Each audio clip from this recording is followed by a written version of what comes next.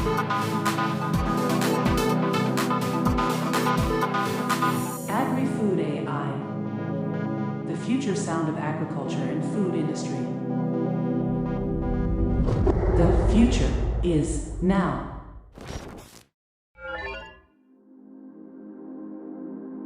Hello, here we are with the sound of the future. Charlotte, you are so cool. Technically, cool refers to a lower temperature, but in social terms, it often means something that people like or find impressive. I might not have a sense of temperature or social preference, but I can certainly identify trends and appreciate your words. Okay, and what do you think? Is it cool to be a farmer or agro-engineer in your 20s? Is it trendy, impressive? Do girls like it, or do they prefer brokers or sportsmen instead? I'm afraid I can't provide a direct answer to that. Maybe you should ask a farmer or an agro-engineer in his 20s. That's a good idea. I thought of it too. Soon we will be joined by our guest, Gergely Hankó. Here we go. On today's episode, we will talk about Gen Z and agriculture with Gergely Hankó, the operative vice president of the Agribusiness Club, and Gergő Boromissa, the expert from AGRI-FOOD.AI. So Gen X will be represented too. Gergő, welcome to the show.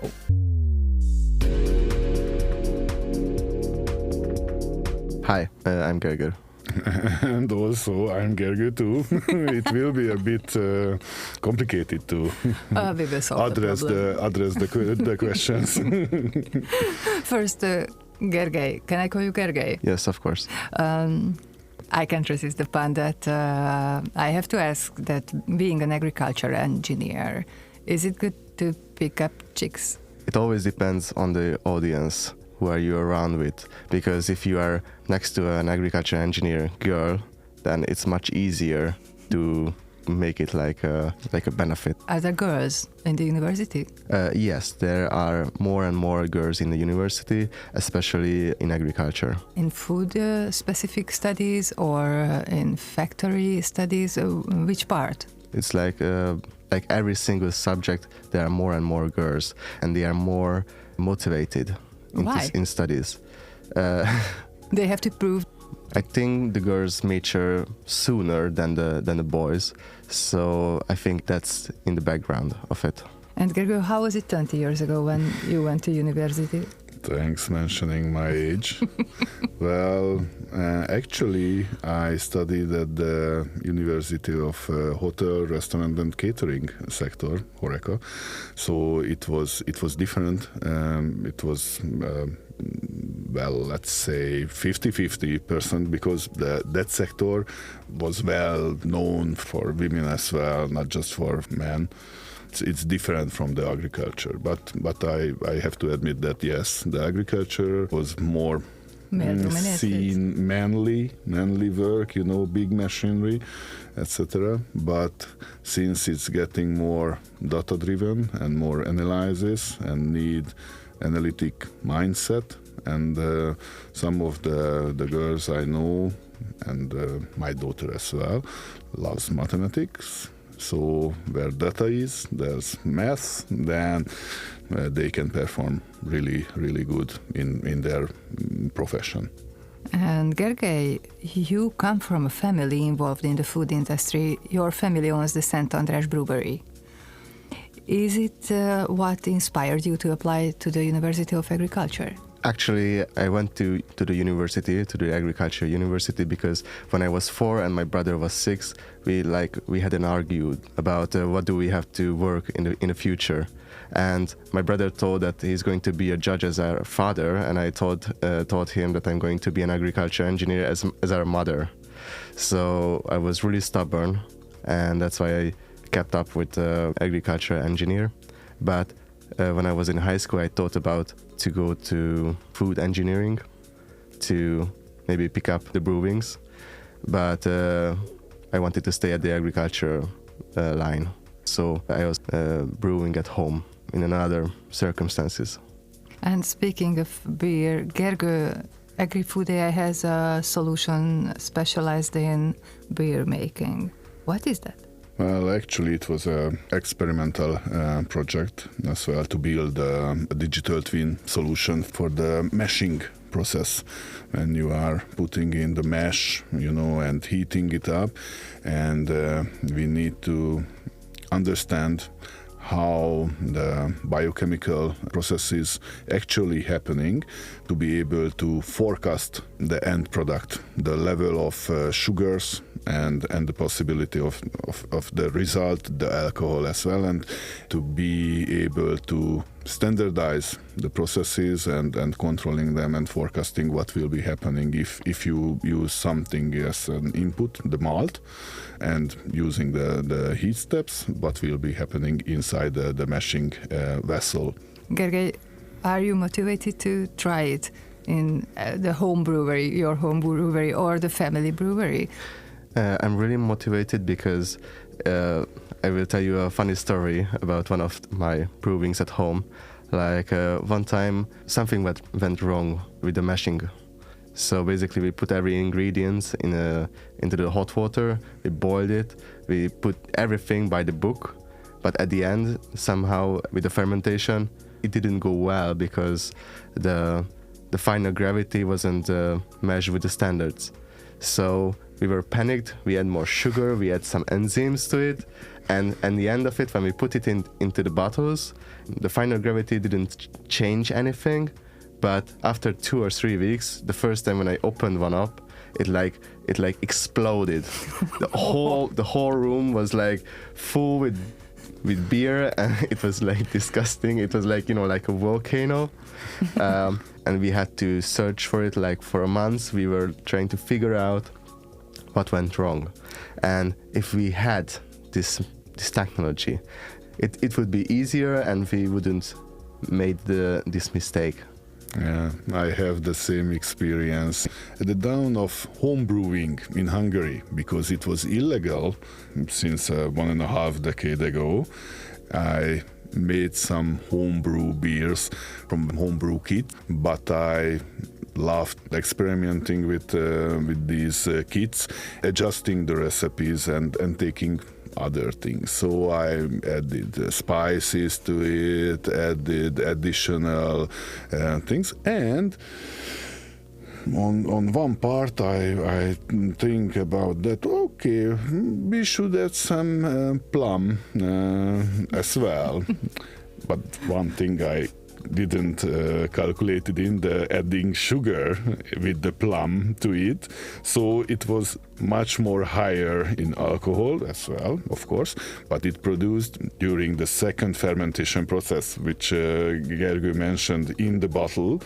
The second fermentation produced more alcohol, and when the yeasts are producing alcohol, the byproduct is CO2. So when I opened the bottle, it happened the same, the volcano effect. So yeah, quite funny. But if you had a BeerPredictor, you could add the plum digitally. Yeah, exactly.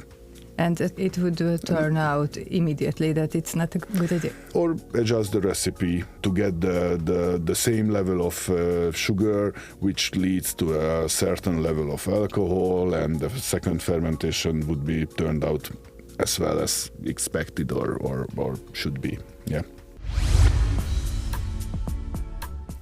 Is it natural for your generation to use these kind of technologies and models? I think it's always hard to say because, so for example, when the internet came in and there was like the Y generation who born into it, so they were like basically my age or younger when they experienced the internet.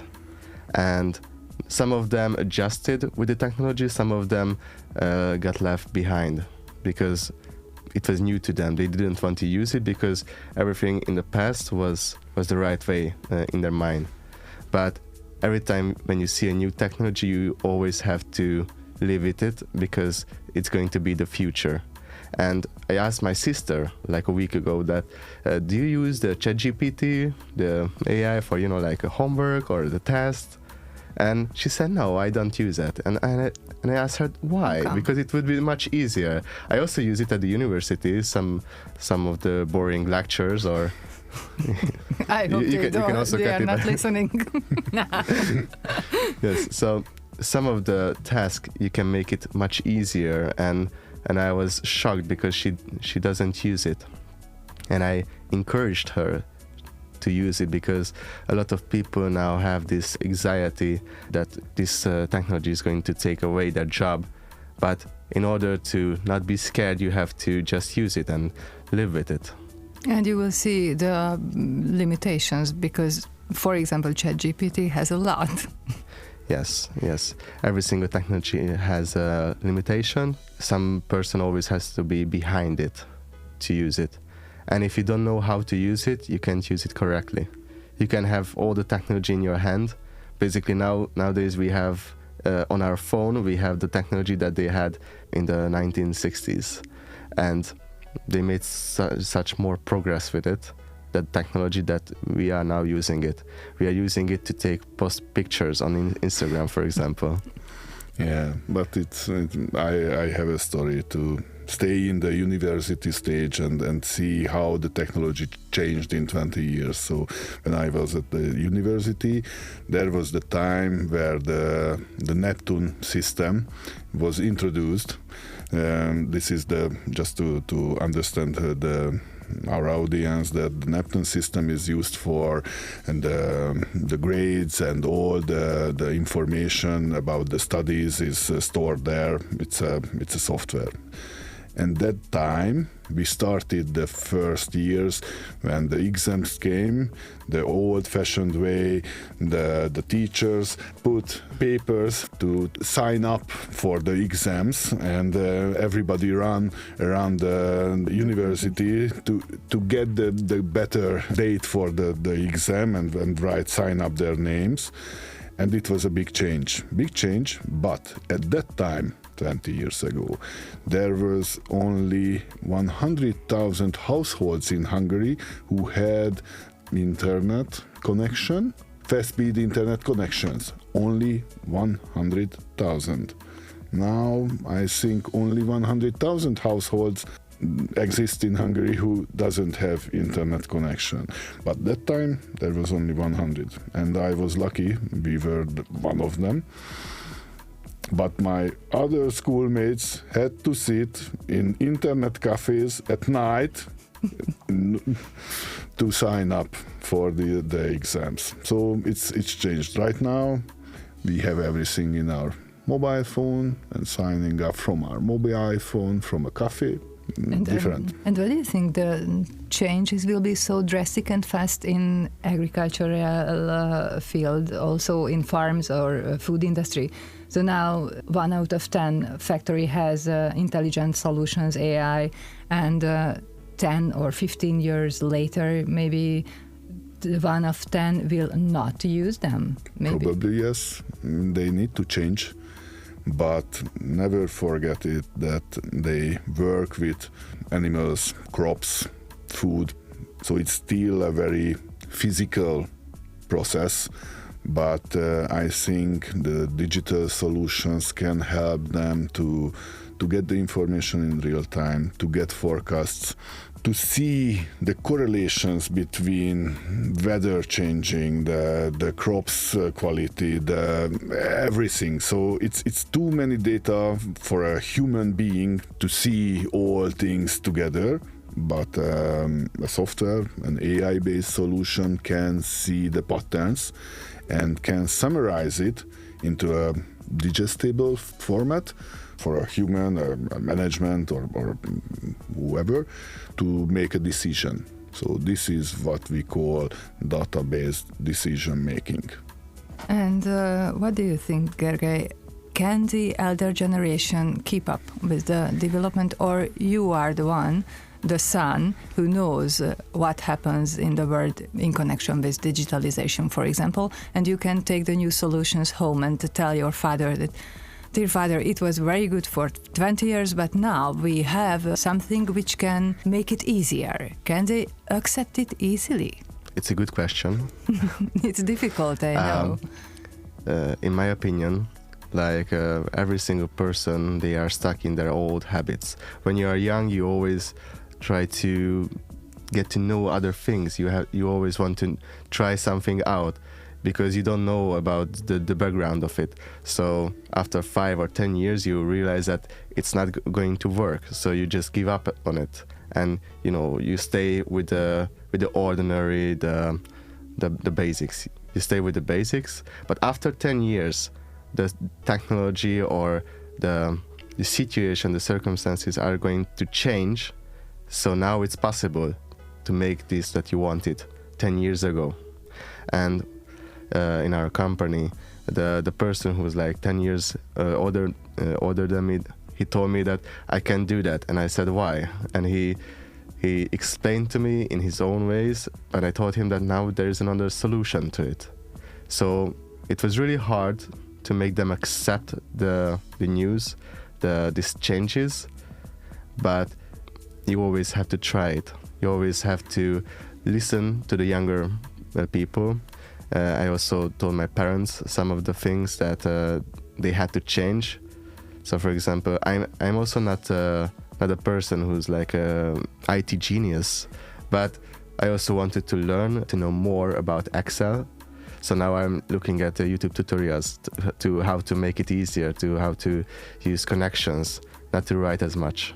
And it's much better. So you always have to study, you always have to find new methods and ask younger generations to help you out. Is this the mindset that you can take home and educate your parents' generation? And it's also important for everyone who is in his 20s now that he will work in an environment where Generation X will be the boss. And you, from the university, you bring the new mindset. I bring the new mindset. For example, for the Generation X, that they are now, like basically they are the bosses now, because they are like 50 or 60 years old, and they are the bosses at the company, and they made a lot of changes. For example, in the agriculture, my mother took up the business that our grandfather left to her. And first, when she went to the company, she had to change a lot of things. It took her like 10 years. But when I went to the company, I also told my mother that we can do some things in another way, and she wouldn't think about it. So it's always hard for a person to acknowledge that he's going to be old. He's not a cool parent, he's not an expert in his job, because there are always going to be someone faster. There's always going to be someone who's going to be smarter than you. But you can get the pace, you can learn from the younger generation if you are from Generation X, for example. Yes. I learn from them about their experience that they lived through, and they also have to learn things from the Generation Z and also the Alpha.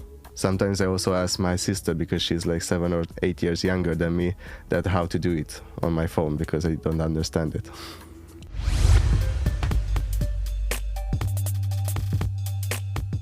And is it why you invited Gergő to the Agribusiness Club? To learn from each other? In the Agribusiness Club, we always invite companies, small or bigger scales, to introduce the new technologies, the things that they wouldn't think about by themselves. So I wanted to ask Gergő to come to the Agribusiness Club to give us a lecture, to make a connect with the AI, to use it. And it was planned to be a 1-hour talk, and you spent there 3 hours, maybe. Yes, it was a fun night, and a lot of talking and questions, and it was a good experience for me, because they were, of course, as a club, they are keen about the new technologies and interested in and everything. So of course it was a good audience, but yes, I think it's important to tell people with different knowledge and experience in different fields, sectors, industries, what AI means, what pilots, projects we done to, let's say, inject in their mind the new thoughts, as Gergely mentioned, that okay, it's a new way, we can do it. And if they, the people work on examples. If they see something, then they can think about it. How could I use in my industry? And what were the most inspiring questions addressed to you? Was there any specific you remember? No, it was around agriculture, of course. I have seen the family backgrounds of the questions. One of them asked about the bees, the beers, everything. So of course everyone has its own experience in family business or where they actually work. So the questions came from that side, of course, or from that perspective. Gergely, what do you think, what can the Agribusiness Club do to bring the cutting-edge technologies closer to the university people and to the Gen X at the farms or factories? Basically, we are only working with the students, give them an opportunity to learn as much as they can. It's an important part of a club that you meet each other, the young people meet and have conversations and build a network. Yes, so we are building a network, but our members are in the club, and if they go to every single program that we give to them, that we organize to them, then they can have another knowledge. We can talk with each other, we can give each other new methods, new solutions that they can give this knowledge to the job or to the family business. Is it important to have clubs like this? I think it's really important because at the university they are going to teach you in a range, but they couldn't tell you everything. They can't keep up with the changing technology. Because, for example, 4 years ago, when I was in my first year at the university, I didn't think about that I'm going to be standing here right now, for example. I didn't know that there's going to be a ChatGPT, there's going to be an AI. I didn't know if there's going to be a war, COVID, or anything. I couldn't even imagine it. So it's only 4 years' time. It's only 4 years' time. And also, I don't know what is going to happen after 4 years. What will be valid and what will fade? It's an interesting question. I think AI will be more and more important and valid even in the agricultural fields. Yes, it's going to be. And right now I have a lot of thoughts about like what kind of technologies should be in agriculture, but it would be a 1 hour long talk. Tell some examples then. Choose the best one. So, for example, if the satellites could also watch the crops, because right now for the subsidies, for example, for a field, you have to know the line of it. You have to draw it up. If someone wants to check it, you have to check it personally. But if you check it through the satellite, it's going to be like a yellowish point on the map. But if they could change the camera, it would be more clearer. Then the agronomist wouldn't have to go out and burn the gasoline to go each field and look at it. Gergely? It actually exists and happening. With drones? No, with drones as well, but with satellite imagery. Now we have satellites equipped with different sensors like normal cameras, infra cameras, hyperspectral cameras as well. So there are technology providers who can provide quite detailed data on each field as well. And talking about subsidies, there are a system right now which is standing up in these years. It's watching the state of the specific field, and if it's considered that it consists weeds in it, it's not well treated, then the system sends a warning to the farmer, the owner, that it's weedy, so you have to eliminate. If not, you won't get the subsidies. And they have to go out and taking pictures that, okay, we eliminated, or it wasn't it wasn't weedy or wasn't infected with weeds. So yes, there are, but as you see, this is the beginning of using these technologies and getting better quality sensors on the satellites as well. So the ideas are good.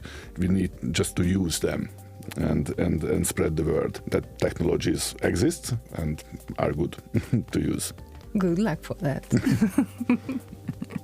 Thank you very much for being here. Thanks. Thank you very much.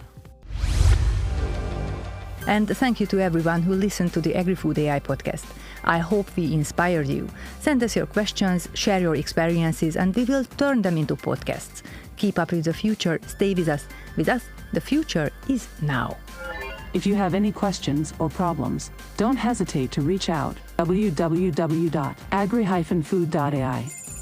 Meet us on the internet, www.agri-food.ai. And next week here on the Agri-Food.AI podcast. You can find us on Spotify, on Apple Podcasts, and on YouTube. Subscribe to our channel and receive notifications when a new episode is available. The Agri-Food.AI podcast is the official release of Agri-Food.AI. Host Anna Maronic, sound design 6. Recorded by Zoltán Mandácskó. Producer István Erdei and Agri-Food.AI. This podcast was created by Trip Visual, Trip Audio.